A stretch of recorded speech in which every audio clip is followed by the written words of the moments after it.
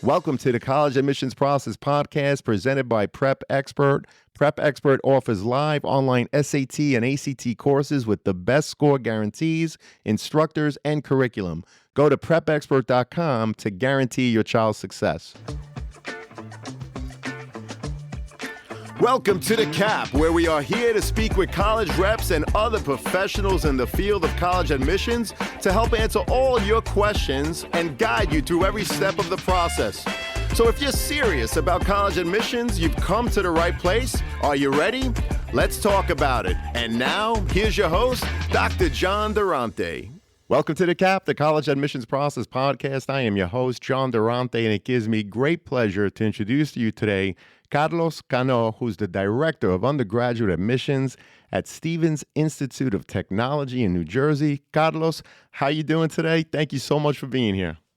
John, I'm doing great. Thank you so much for the opportunity to be on the podcast with you. Looking forward to the conversation.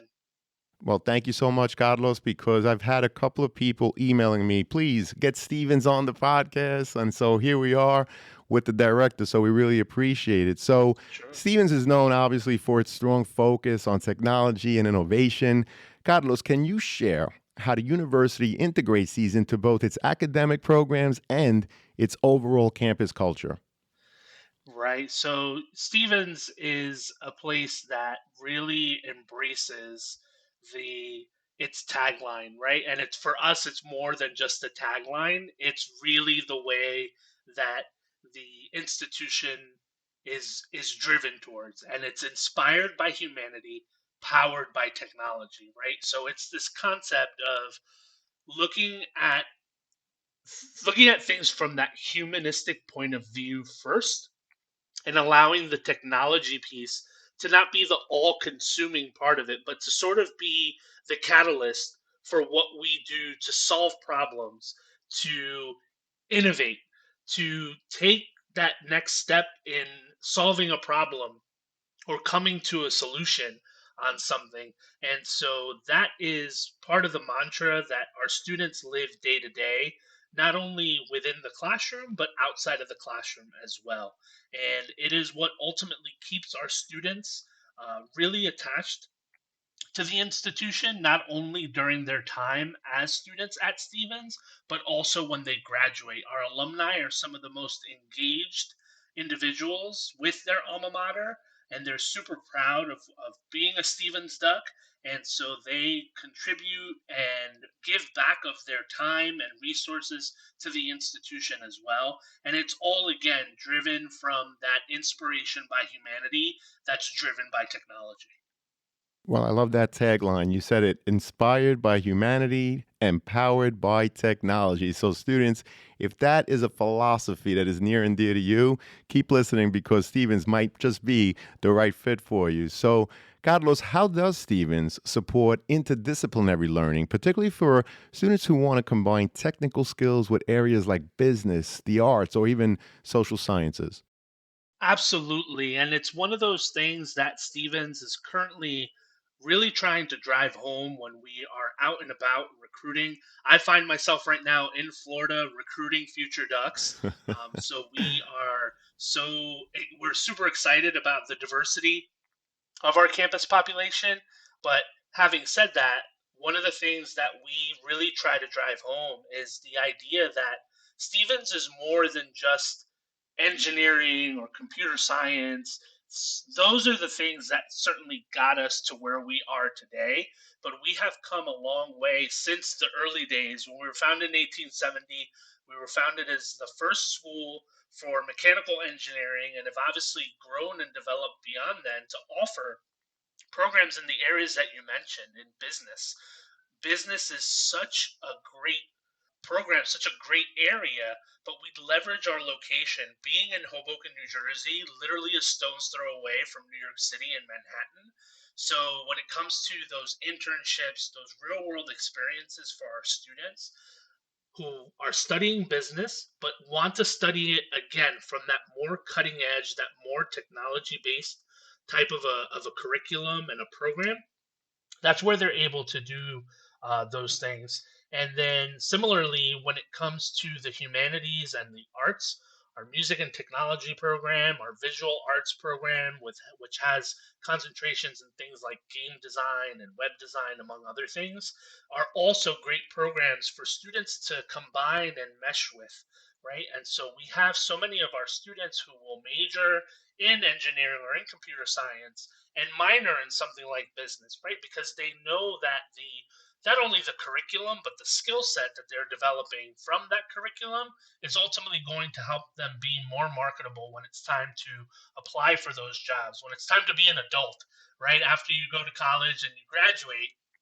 that you now have this skill set, not only from a curriculum standpoint, but in terms of some of the soft skills as well. And conversely, students who are in business and who are in the humanities, they also find benefit to going in the other direction, where they're majoring in something like accounting or finance or quantitative social sciences, and they want to minor in something like cybersecurity or in computer science specifically. And so the multitude of options is just so great. And from what I've seen in my time at Stevens, students really do take advantage of that. It's very rare to see a student that is only in just their major. Many of them have a double major or a major minor. And so they definitely look to enhance their experience in that way. Well, I appreciate you talking about that because, for example, if you are a computer science major, you may very well, students, go into business one day. So having the interdisciplinary opportunities, right, that Stevens is very mindful about is really important, not only to get you through your 4 years of college, but also in terms of preparing you for your career thereafter. Now, being in Hoboken, and of course, as you mentioned, so close to New York City, I know that Stevens has a strong reputation for its co op and career development programs. Can you share what distinguishes its co op and internship programs, and how do they help students prepare for their careers after college? Well, John, you hit the nail right on the head right from jump, right, in terms of our location. And again, that is such a great dynamic to what Stevens has to offer. And so our students, especially many of them who come from out of state, but even the ones who are local to New Jersey and the New York City metro area, the concept of having the opportunity to work in industry within northern New Jersey or Manhattan or any of the five boroughs for that matter, New York City, that is an amazing opportunity that not all students at a college or a university are able to say, right? And so that right off the bat makes us far different from other institutions that are located all across the country and are great, but they don't have that specific gem in terms of having New York City right across the river. But conversely, we find that a lot of our out of state students, especially specifically to our co op program, they're able to come to school in Hoboken, and then their co-op, they're able to go back home and leverage the advantages of living back home while they're working full time. So that's one of the things that I always like to share with folks. The co-op, a co-op is an opportunity for a student to work full time within the field that they're studying in. And at Stevens, it's available to our engineering and our computer science students. And so they're essentially, instead of doing a semester of academic work, they're going out into the real world to work full time. They're being paid to do so, and then when they're done with that real world experience, they come back into the classroom to complete their degree requirements. And what they find again is that that real world experience allows them to be that much more successful in the classroom prior to graduation. And this is also where they develop those footprints for what will ultimately be that first job out of college. So many of our students who are working in a co-op, those organizations and companies that they're working for, that's where they end up working once they graduate. Conversely, our internship programs are available to all of our students across the board in terms of major. Internships are connected to an academic class, so they're receiving credit for the internship. Now, at Stevens, I would say 99.9% of our internships are all fully paid as well. So our Wow. students are not only getting paid, but they're also earning college credit as a part of their curriculum, and they're taking courses during the time that they're taking their internship. Internships are typically part time, and so they're able to double dip and do both, right? Continue to take courses on campus, but also have this real world experience in the form of an internship. When you do a co op, you're not going to class at all. You're working full time, you're dedicated 40 hours a week to the co-op opportunity that you have, and then again, once you're done with your co-op, then you return to the classroom setting to complete those requirements. And so the other thing that I would say distinguishes us significantly is the preparation that our students have when it comes to looking for those co-op opportunities, right? In terms of our career services program, which is the catalyst for many of those opportunities, not only in seeking them out to help students find them, but also to develop those soft skills, building a resume, job interviewing, and so on, so that they can find that ultimate opportunity for them. Well, that's exactly why I asked the question because I know a few students that are currently at Stevens and many that have graduated. And I know that you are extremely mindful, as you put it, to number one, make sure that the academics are there, that they get a solid foundation. But you're also, along with your career services program, very mindful in terms of setting the students up for their careers outside of their 4 years of college. And I love that you mentioned that 99% of the internships are paid internships, which is phenomenal. So, Carlos, let's talk a little bit about the review process. The transcript is obviously a key component in terms of the academic review portion of any application. Can you share how you look at the transcript holistically as opposed to just looking at a GPA, for example? And do you recalculate the GPA as part of your review, or do you just use the GPA as indicated on the high school transcript? That's a great question. I love particularly when students ask this question because it allows us to demystify the process a little bit. It also allows us the opportunity to, I think, relieve some of the anxieties that they may have about how colleges and universities review applications. And of course, I always start by saying that every institution does things differently. So that's one of the biggest pieces to keep in mind is that what we do at Stevens, it may not be what they do at the school right next door, right? And so that's important to keep in mind. At Stevens, and the way we approach our transcript review is in a number of different ways. I'd say the first way, of course, is when we look at the transcript, it's definitely not just the number that stands out, right? So we sure look at the number in terms of the GPA. We don't recalculate GPAs when they are on a 4.0 scale, but if they are on some other scale, which especially in out of state areas is quite common, we will recalculate a GPA. But otherwise, we do utilize the transcript GPA that's provided, and we always utilize the weighted GPA. And again, we don't just look at the number though. What we're really looking at is the rigor of the curriculum. So the healthy mix of AP, honors, dual enrollment, IB courses that a student may be taking. At Stevens, the curriculum is challenging and rigorous. And so the expectation is that as a high school student, that you're taking a curriculum that's challenging and rigorous, and that if you're performing at a high level in that challenging and rigorous curriculum, then you're definitely on your way to being a great fit for Stevens. The other piece that I'm also very mindful to tell students about is that looking at your high school performance from a GPA and a rigor standpoint allows us to then look at items like your extracurricular activities, for example, and see how you're able to balance your time between said extracurricular activities and your academic course load.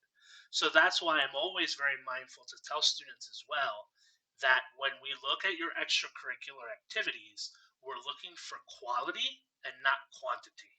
So I would prefer to see that you are a student who maybe has been involved consistently in, let's say, 2 to 3 clubs, but you started as a ninth grade student as a general member. By your second or third year, you're in an elected position or an appointed position like a treasurer or secretary or a vice president. And then by the time you're a 12th grader, you're the president of the club, right? Like that's the kind of progression that we like to see, and not necessarily that you have 15 clubs on your list and maybe you showed up to three-quarters of those twice just to say that you showed up and you were a member, Hmm. right? Like that doesn't really give us any kind of substance, but to see the consistency is very helpful because it allows us to see what your time management skills look like. Because at the college and university level, the expectation is that you're going to do very similar things. You're going to be a great student in the classroom, and then you're also going to contribute to the campus community. And so, those two things, specific to the academic transcript, I know are the items that we're looking for. But at the end of the day, as I tell students all the time, the bread and butter, the meat and potatoes of this process is the academics because you're going into higher education to get an education, right? And so that academic piece is always going to be key.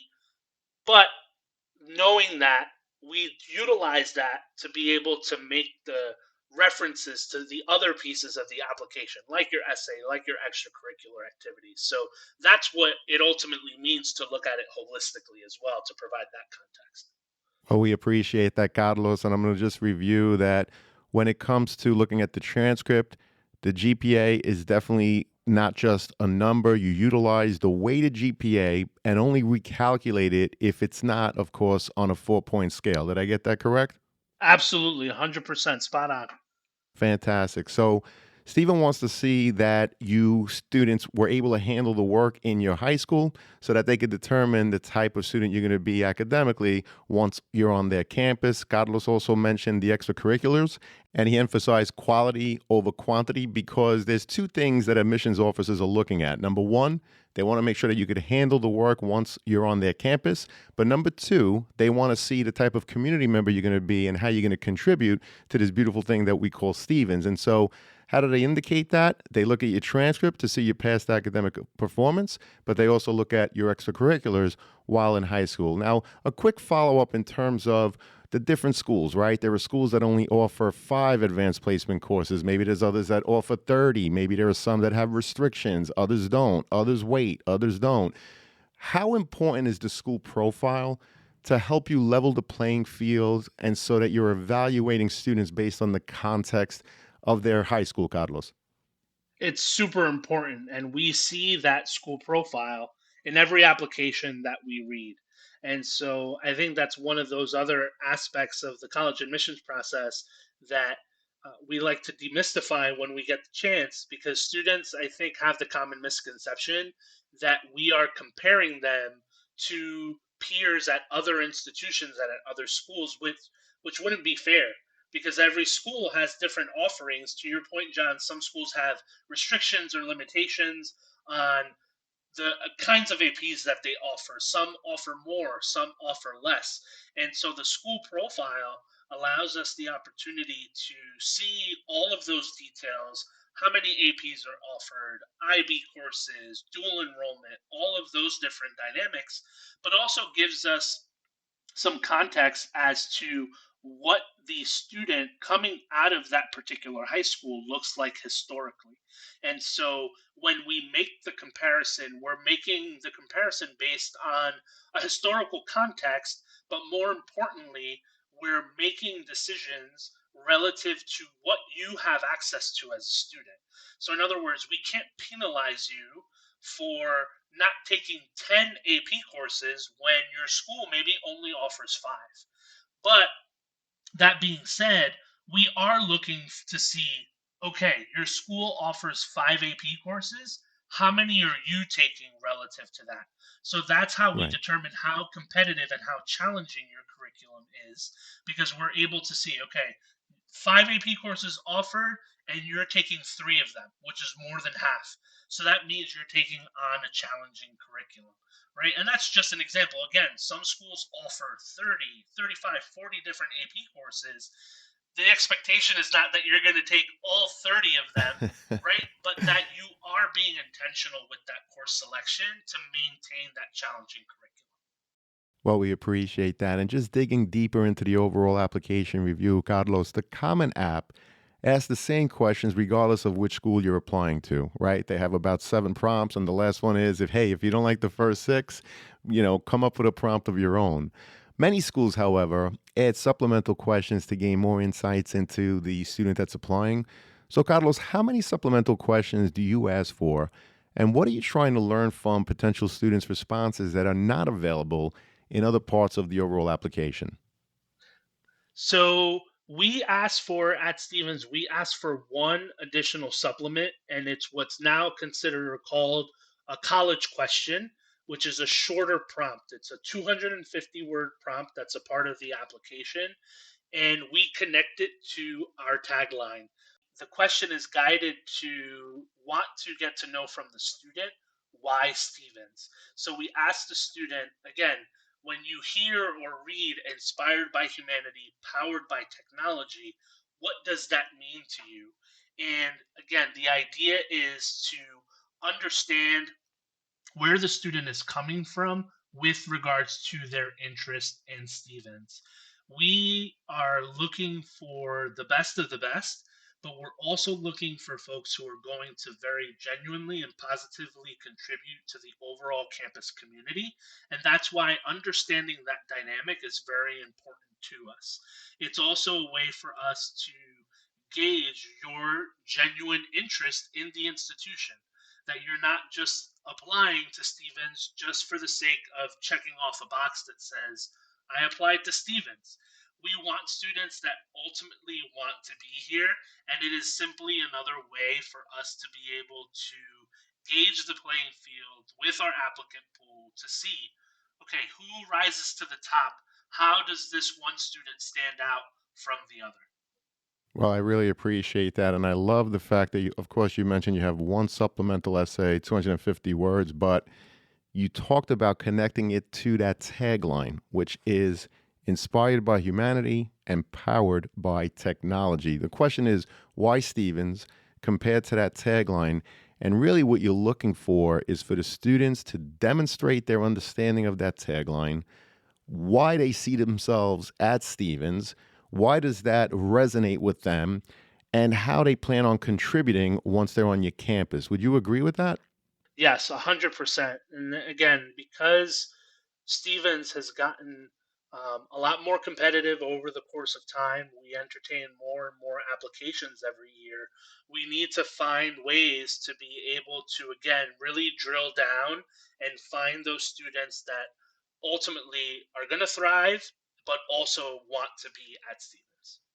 But I'm so happy too that you mentioned the question goes back to your tagline because it's just a lesson for students and the parents out there. If a college is asking for a supplemental question, usually it's like the question you said, why Stevens? But this is the first time, Carlos, that you specifically talked about going back to your tagline. And what I've been trying to tell students and their parents is that each part of the application has a purpose and it has to build on the next. When a college or a university asks for that supplemental, it's very important perhaps to read the philosophy and mission statement. In this case, you call it a tagline.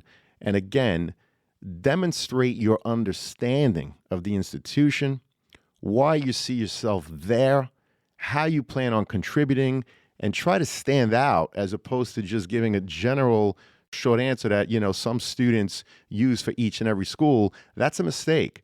If a school is asking for a supplemental, you really need to demonstrate your understanding of that specific school. And no two schools are alike. So it's not something that you could write and just use for 5, 10 schools. Would you agree with that, Carlos? Yes, 100%.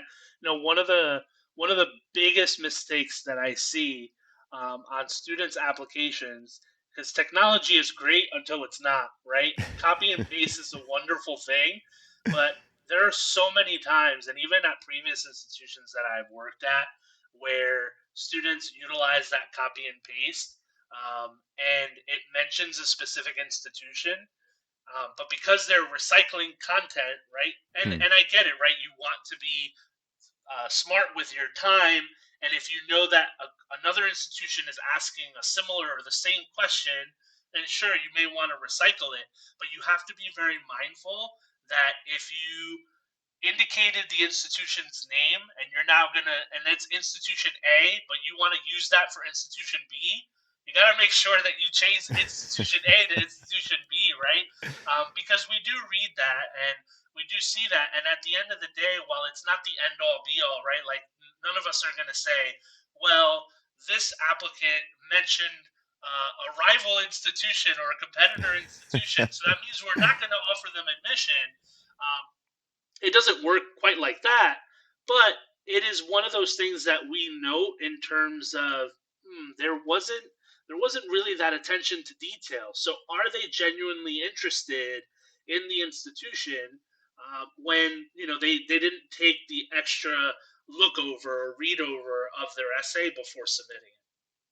Well, that's a great point, and I'm so glad that it came up. So students, play that back and don't make that mistake of, writing for one institution and then sharing it with others. So, Carlos, this has been an amazing conversation. I truly appreciate it. Unfortunately, it does lead us to that last question, which is, what are your top three pieces of advice that you would provide students and their parents getting ready for the college admissions process?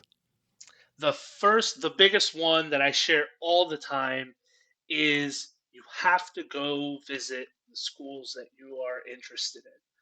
You cannot make a decision solely based on a virtual tour or the emails that you got or the brochure that you saw at the college fair or in the mail. I'm very transparent with students. When you look at institutional websites and brochures, it's always sunny. Hmm. The students are always happy. Everything is great. We show you what we want you to see. Hmm. You can't appreciate any of that until you see it for yourself. And I always resonate back to my own story where I picked my alma mater based on my visit. Once I stepped foot on campus and I visited, I had a tour, I went through an interview, and I actually did an immediate decision day on campus. So I was able to sit for an interview and everything was reviewed, and I got my acceptance that day. That was it. I went through the motions and I went on other tours and I did the whole process, but I already knew where I was going. And that was just from my visit. You can't compare the dynamic, the vibe, as the kids say these days, I feel Hmm. like, of being on campus without visiting. So that's number one.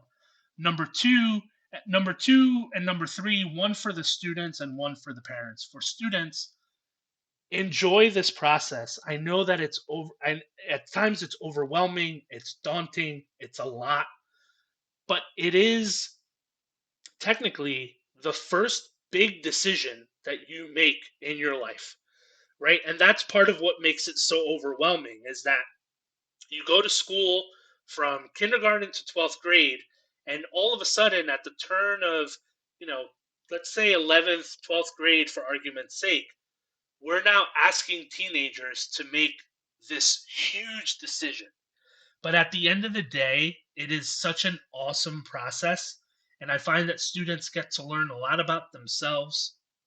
They learn about those kind of first glimpses of adulting and what that looks like. And so I ask students to enjoy the process, enjoy the ride. At the end of the day, you will find the place that is for you. There is a place for each and every single person that is seeking to go into higher education. And then finally, for the parents, which is advice that I try to remind myself of every day because I have a 15-year-old at home who has and will be going through this process over the next couple of years, is to be there for them, support them, but you don't have to do this for them. They have to start to take ownership and accountability of this process because, as I mentioned, it's that first quote unquote adult decision that they're going to make. So they need to have ownership of it. But I know and understand as a parent that we want to support our kids. We don't want to see them fail. If we've gone through the college process before, we don't want them to make the same mistakes that we did. And there's a way to do that without overshadowing their process and overshadowing the decision that they're about to make. So I tell parents all the time, support them, Be there for them. When you see that they might take that fall, like you would with a toddler, right? When you see that they're about to fall, you rush right to them to make sure that they fall or to try to break their fall as best as you can.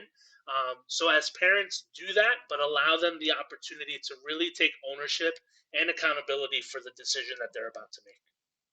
Well, Carlos, we really appreciate it. Tremendous pieces of advice, not only for the students, but the parents. Number one, the importance of visiting. A lot of times we say it, if you can't visit students before you apply, and sometimes it's because of money, sometimes it's because of the schedule, especially if you want to visit a school while they're in session, it's difficult to get everybody scheduled together for the students that are in high school, for the parents that are working, but you do owe it to yourself to visit before you actually matriculate. I think it's great advice. And also, to the students, enjoy the process. And to the parents, again, be there for them and support them and try to enjoy it. Try to enjoy it as a family. Carlos, this was awesome. Thank you so much. I do want to have you again. You were terrific. Thanks so much, John. Appreciate the time and the conversation. Our pleasure. And to everyone out there, good luck with the college search. Take care all and best wishes. Thank you for joining us on this episode of The CAP, the College Admissions Process Podcast. We hope you enjoyed the show. If you did, please don't forget to tell a friend and follow us on Facebook, Instagram, Twitter, and wherever you listen to your podcasts. I am your host, John Durante, and I look forward to seeing you on the next episode of The CAP. Hey, podcast friends, if you've been enjoying the College Admissions Process Podcast, I'm excited to share my new book, Straight from the Admissions Office, Insider Strategies for College Applications. It's packed with insights and tips from over 250 podcast episodes with admissions professionals designed to make the college process less overwhelming. Whether you're a student, parent, or college counselor, it's a valuable resource for navigating the admissions process. By grabbing a copy, you're also helping to support the podcast. The links are in the show notes. Thank you, and best wishes to all with the college admissions process.